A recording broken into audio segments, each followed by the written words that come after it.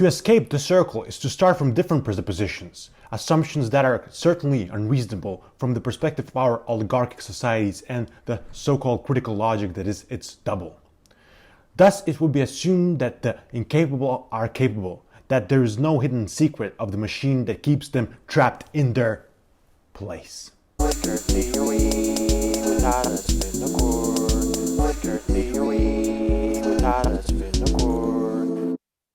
Hello everyone, Tadas Vinokur here. Welcome to the new episode of Flickr Theory Reviews. My sincere apologies. Flickr Theory Reviews were on hold for a short while since I just got married actually. Anyway, today I will talk about a French philosopher who has been proclaimed to be an anti-philosopher. Yes, I'm gonna talk about the one and only, the French Marxist, Jacques Ranciere. Today, I will focus more on the hermeneutic aspects of his thought, as I will be discussing his book called The Emancipated Spectator, which you can find on Verso. So who is Jacques Ranciere? He is very much an iconoclast within the contemporary French or global thought.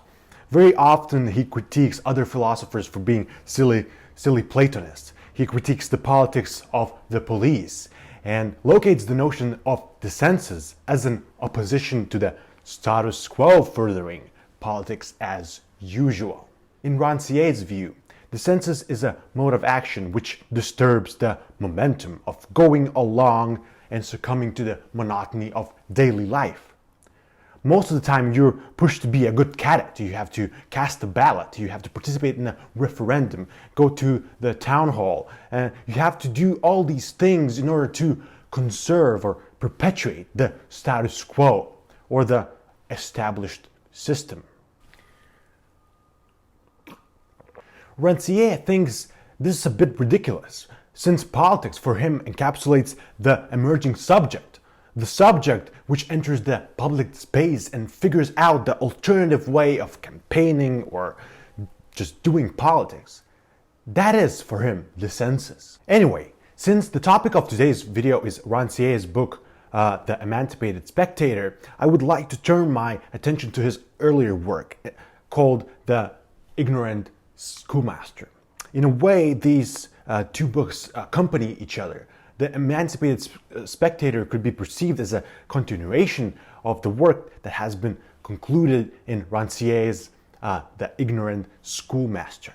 In The Ignorant Schoolmaster, Ranciere critiques the school system and its tendency to indoctrinate students, to mold them into the bureaucrats of the future. He most likely is getting that from his teacher Althusser and his book called Ideological State Apparatuses. Ranciere claims that universal education can improve the inequality that we find in today's society. You see, the conventional student-teacher dynamic, according to Ranciere, is meant merely to perpetuate, again, the status quo. Weren't we all in this situation once upon a time? When the teacher is being authoritative and cold, we are very often alienated. Sometimes even our best efforts seem to fail at learning the subject, right?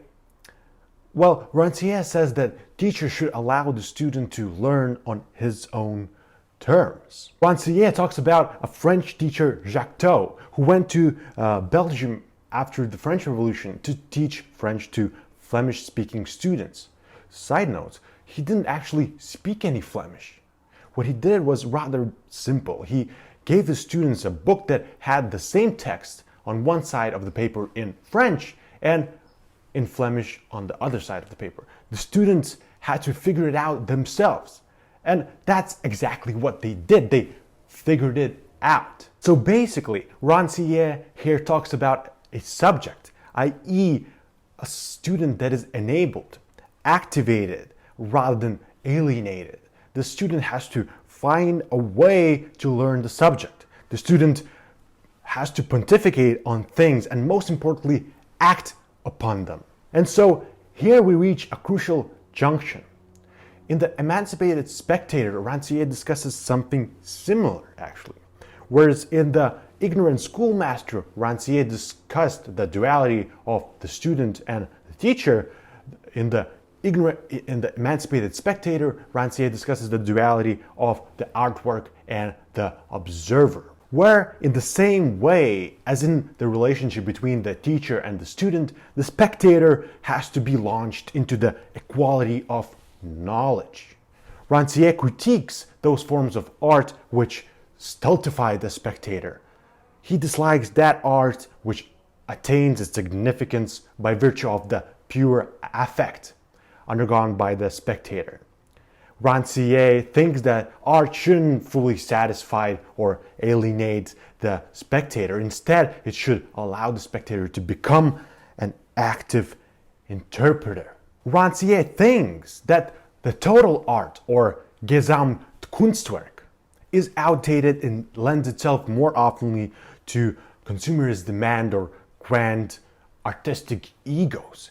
In other words, the total art has ceased to leave an authentic, enabling effect on the spectator. Ranciere also critiques the postmodern art and its penchant for eclectic, interdisciplinary mediums. He calls this the hybridization of art. For Ranciere, this constant exchange of roles and identities, the vacillation between the real and the virtual, the fusion of that which is organic and technological, reeks of decadence. When perceiving the hybridized postmodern work of art, the spectator is also rendered stultified.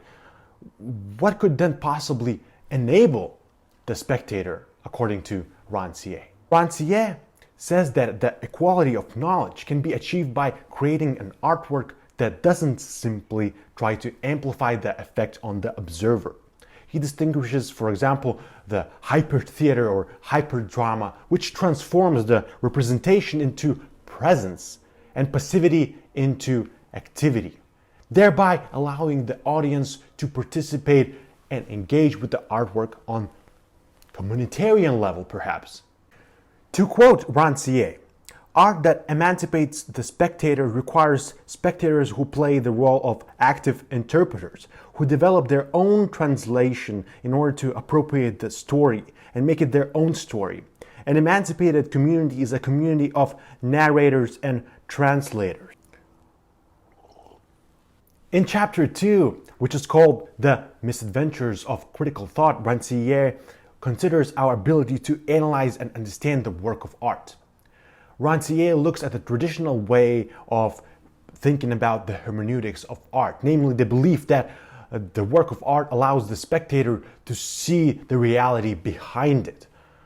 The world of appearances manifested in the artwork allows the spectator to see the noumena, the cold foundation. Nowadays, following Dubois, we acquiesce in our belief that there is no foundation, no reality, just appearances and spectacles.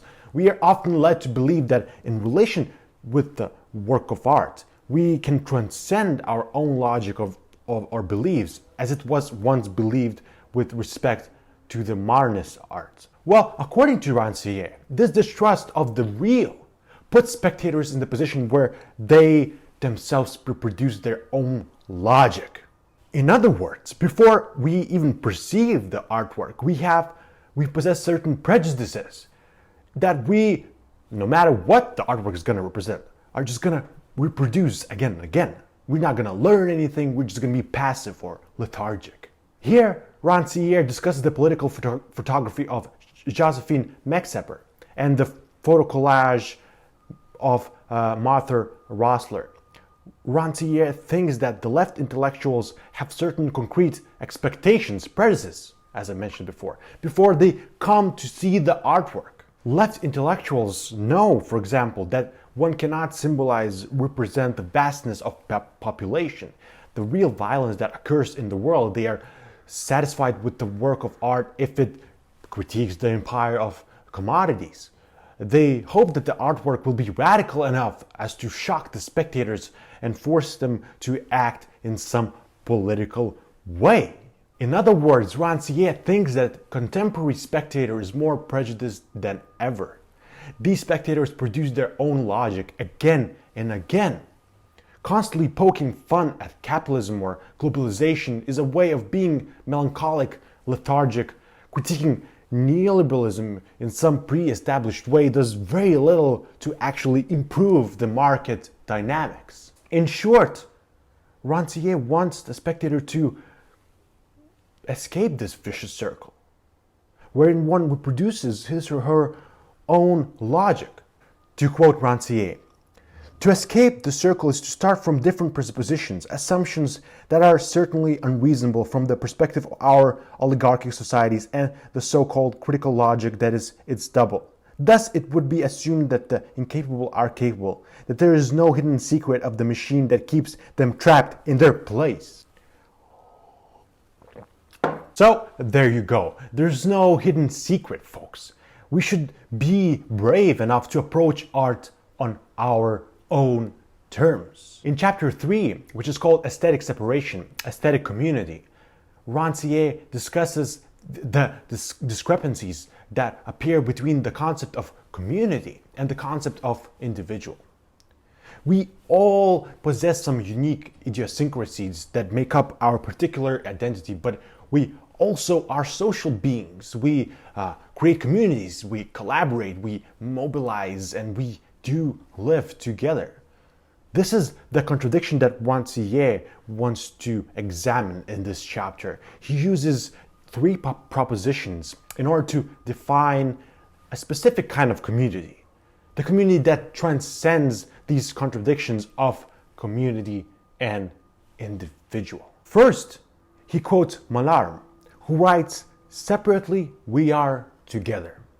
This phrase encapsulates the idea that a personal struggle can, one way or another, encase or encapsulate the communal struggle. Then Ranciere describes the artistic project called I and Us by Campement Urbain, which represents the need of working class estate inhabitants to be alone with their thoughts.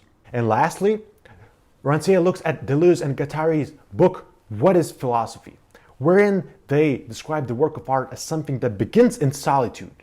One perceives the artwork alone, perhaps, and then draws a connection with the community. Because, well, art represents something that is shared, profound, or cultural, perhaps.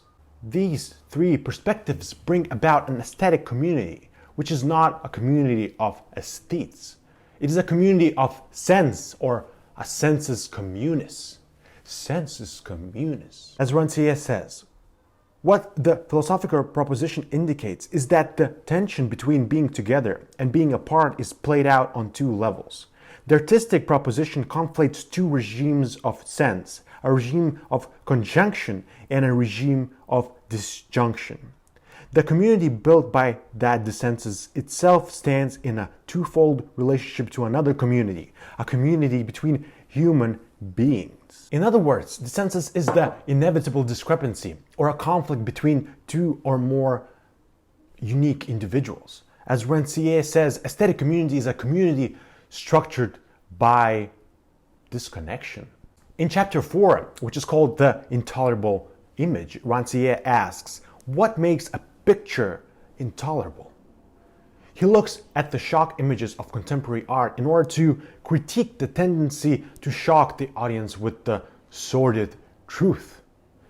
In Ranciere's view, such artwork only facilitates complicity with the system, because very often any kind of critique is prohibited due to the fact that the artwork is real, raw, truthful, or something like that. He thinks that we must challenge these identifications of the use of image with idolatry, ignorance, or passivity. Shock and consumerist demand are 2 sides of the same coin for Ranciere.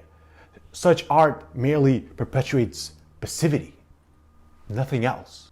In chapter 5, which is called The Pensive Picture, Ranciere discusses the relationship between the thought of the spectator, the one who views the artwork, and the thought of the author or the producer of the artwork.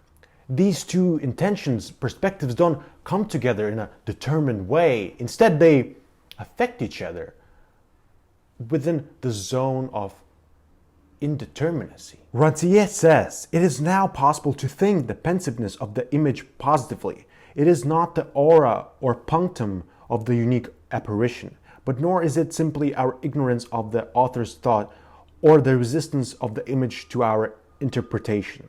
The pensiveness of the image is the result of this new status of the figure that conjoins two regimes of expression without homogenizing them. In other words, two perspectives, that of the author and that of the spectator, are joined together in an indeterminate field of cognition. The field brings about the sensations that cannot be in any way predetermined. Ranciere's perspective towards art, or his thought at large, can sometimes seem esoteric or abstruse, but at the core of the argument we can find something rather brilliant and simple. Namely that art is crucial to the society that is active or desensual, and that there are some forms of art that don't do any good for us. Consequently, Ranciere is asking us to critique, engage emphatically with the work of art. Don't just listen to someone who claims to know something about art. Make up your own mind. Have an awesome day.